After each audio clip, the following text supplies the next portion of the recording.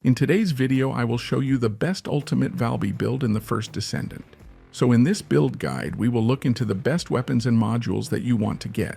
Then I will explain every single skill and show you the best reactor and external components, and what exactly will give us insane 741k damage and much more. So if this sounds interesting to you, then let's get right into it. So our new Ultimate Valby build is insanely powerful because we will use a specific module setup in combination with just one single weapon, and right now this combination is just too overpowered. If you thought that the normal Valby was good for farming, then what I will show you with the ultimate version will definitely surprise you. So let's take a look at our modules. And for the first one, we have the Hydro Pressure Bomb that instantaneously compresses our character's body's moisture to leap high into the air, then strike the ground with the energy of a vertical fall, causing the Archie moisture to burst. Then mid-air maneuvering, which modifies the grappling hook to be cast mid-air. However, it can only be used once, and charge time increases by 20%. It also increases our max module capacity. Then emergency measures, which increases skill critical hit rate by 16%, and skill critical hit damage by 7%. Then frontlines, that increases skill critical hit damage by plus 16%, and skill critical hit rate by 7%.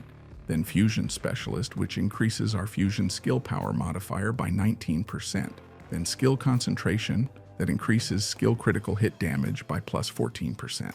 Then non-attribute specialist, which increases non-attribute skill power by 20%. And finally skill insight, that increases skill critical hit rate by 14%.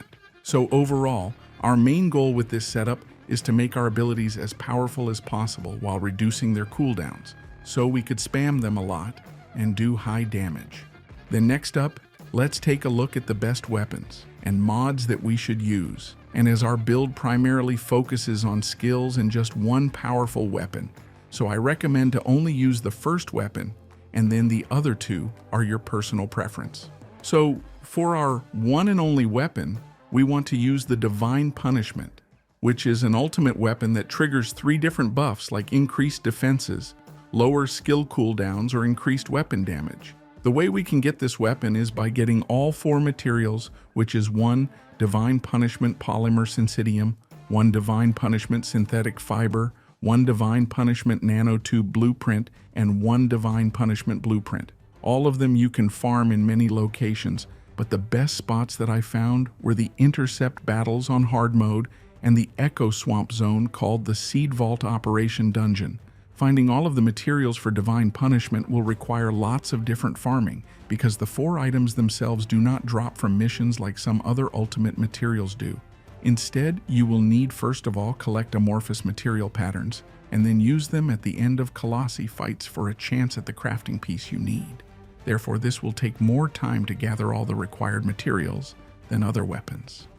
And then when you get the Divine Punishment, we want to use mods like the Better Concentration for critical hit damage increased by 9%, then Better Insight for increased critical hit rate by 10%, then Weak Point Sight for increased weak point damage by 10% but reduced accuracy by 5%, then Weak Point Aiming for increased accuracy by 8% and weak point damage by 2%, then Fire Rate Up for increased fire rate by 6%, then Rifling Reinforcement for increased ATK by 12%, and finally the Action and Reaction for increased weapons ATK by 15% and recoil by 5%. As for most weapons, we use the mods to increase our weapons damage, and because of our unique ability that gives us a bunch of buffs, so a lot of times you will see the crazy 100k to 200k crits every second or so.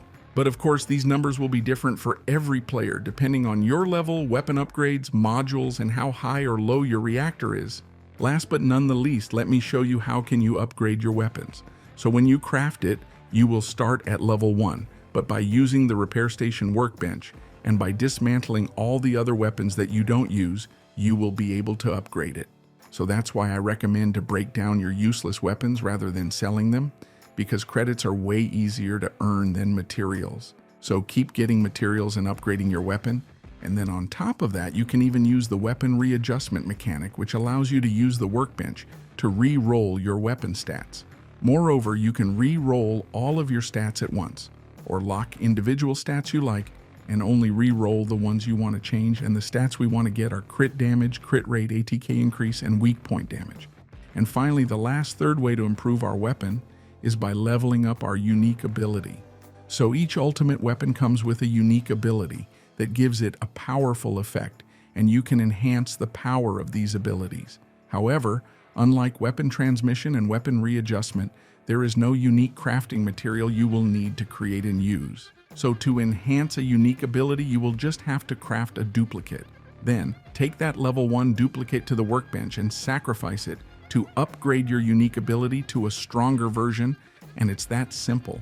So then, next up, let's go over to the best reactor and external components. So, your reactor is a very important item that determines your skill damage and can also include extra modifiers that buff certain aspects of your build.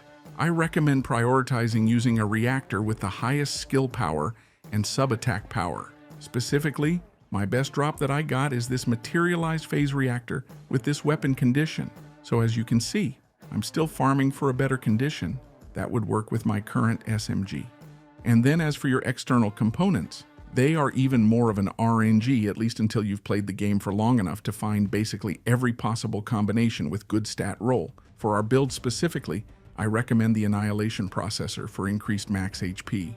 And as we have all 4 set pieces, so we get +5, 7% skill duration, and our weapon's ATK increases when we are lower than 50% HP.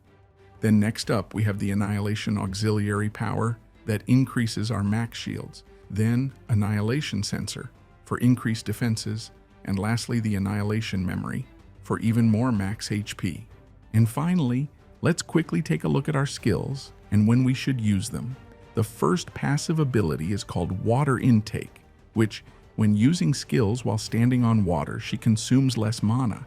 Then our first active ability is called the Bubble Bullet that bounces a bubble bullet forward to create a small puddle.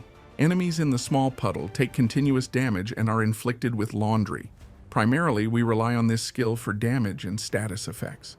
Moreover, it makes enemies vulnerable to electricity and chill, and it's useful for playing with a bunny build or others who are buffed by those elements. Then the second one is Plop Plop ability, which creates a large puddle where she is standing and then dives in. Valby then pops out, and enemies in that range take continuous damage and are inflicted with laundry.